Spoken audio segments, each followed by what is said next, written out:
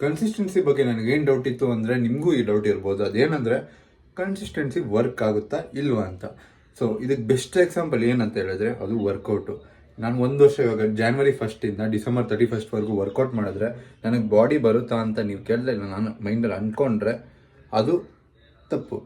ಯಾಕಂದರೆ ಇವಾಗ ನಾನು ಸಿಬಮ್ಮು ಇಲ್ಲಾಂದರೆ ಸ್ಯಾಮ್ ಸುಲೇಕ್ ಥರ ಬಾಡಿ ಮಾಡಬೇಕು ಒಂದು ವರ್ಷದಲ್ಲಿ ಅಂದರೆ ಅದಾಗೋ ಕೆಲಸ ಅಲ್ಲ. ನಾವು ಸ್ಯಾಮ್ ಸುಲೇಕ್ ಇಲ್ಲ ಸಿಬಮ್ ಅಷ್ಟು ಬಾಡಿ ಮಾಡೋಕ್ಕಾಗಲ್ವ ಒಂದು ವರ್ಷದಲ್ಲಿ. ಬಟ್ ನಾವು ಇವಾಗಿರೋ ಬಾಡಿ ಒಂದು ವರ್ಷ ಆದಮೇಲೆ ಹಿಂಗೆ ಇರುತ್ತಾ? ಕಂಟಿನ್ಯೂಸ್ ಆಗಿ ಡಯಟು, ಸ್ಲೀಪು, ವರ್ಕೌಟ್ ಎಲ್ಲ ಕರೆಕ್ಟಾಗಿ ಮಾಡಿ ಒಂದು ವರ್ಷಕ್ಕೆ ಇದೇ ಬಾಡಿ ಒಂದು ವರ್ಷ ಆದಮೇಲೆ ಹಿಂಗೆ ಇರುತ್ತಾ? ಇಲ್ಲ ತಾನೆ, ಎಲ್ಲೋ ಒಂದು ಕಡೆ ಮೇಲೆ ಹೋಗಿರ್ತೀವಿ. ಅದೇ ಕನ್ಸಿಸ್ಟೆನ್ಸಿ ಮಾಡೋದು. ಇದಕ್ಕೆ ಇನ್ನೊಂದು ಎಕ್ಸಾಂಪಲ್ ಕೊಡಬೇಕಂದ್ರೆ, ಇವಾಗ ನೀವು 100 ಸ್ಪೀಡಲ್ಲಿ ಹಿಮಾಚಲ್ ಪ್ರದೇಶ್ ಇಲ್ಲ ಮನಾಲಿಗೆ ಹೋಗ್ಬೇಕಂತ ಇರ್ತೀರಾ.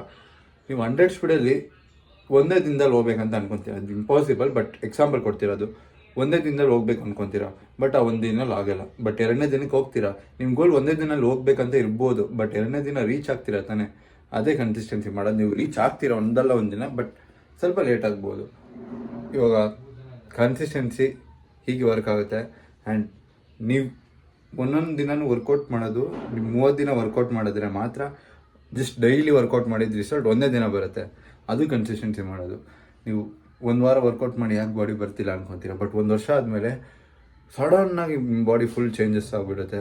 ನಿಮಗೆ ಏನಪ್ಪ ಇಷ್ಟು ಸಡನ್ನಾಗಿ ಬಾಡಿ ಬೆಳೆಸ್ಬಿಡ್ತು ಅಂತ ನಿಮಗೂ ಅನಿಸುತ್ತೆ, ಬೇರೆಯವ್ರಿಗೂ ಹಂಗೆ ಅನಿಸುತ್ತೆ. ಒಂದು ವರ್ಷದಲ್ಲಿ ಏನು ಬಾಡಿ ಮಾಡಿಲ್ಲ, ಒಂದೇ ದಿನದಲ್ಲಿ ಬಾಡಿ ಮಾಡಿದೆ ಅಂದ್ಕೊಂಡ್ಬಿಡ್ತಾರೆ. ಬಟ್ ಒಂದು ವರ್ಷ ಕನ್ಸಿಸ್ಟೆಂಟಾಗಿ ನೀವು ಹಾರ್ಡ್ ವರ್ಕ್ ಮಾಡಿದ್ರೆ ತಾನೇ ಇವಾಗ ಬಾಡಿ ಮಾಡೋಕ್ಕಾಗೋದು. So consistency important.